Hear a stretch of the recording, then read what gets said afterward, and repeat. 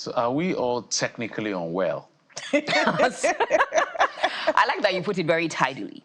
And, to be honest, while there are a couple of people who may have the social media addiction or the dependence or problematic internet use, there are actually some people who are tidy around the internet. They're able to do what they need to do. Some people are not even on any social media platforms, and I know people like that.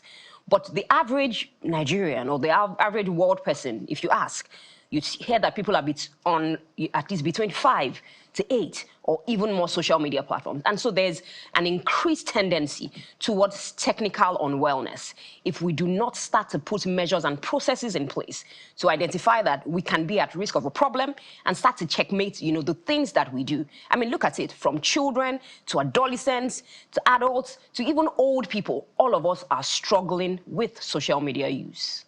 And I like Jeffrey's question, because some studies say that addiction are, are manifestations of certain underlying causes like loneliness, depression, anxiety. But some of us are not lonely, we're not depressed, we're not anxious, but we also have, that urge to keep returning to social media. So that difference, does it cure us? Does it make us, healthier than those who go there because of those underlying issues? So what drives people to use social media is different. Your personality, your personal preferences, your lifestyle, and your productivity. Some people use it for work, and we understand why they need to be on social media a lot.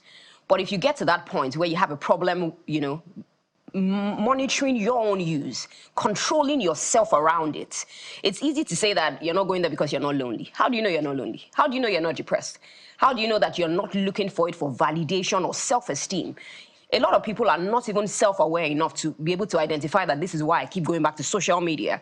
And so you need to understand why you go back to social media, why you need to use social media. It would interest you to know that, the recommended daily allowance that you should actually use around social media as an adult is 3 hours per day. Many of us are lost for hours online. We don't cook. Some people don't cook for children. Some people also give, children devices and say that, just take this, let me also be able to rest and do my own thing. So when you see that you are unable to function, you have deadlines that you're supposed to get to, you never get to them because you're on social media, or you're on social media and you're constantly comparing yourself to other people. You're looking at the lives of other people, wishing that, I could be this, I could be that.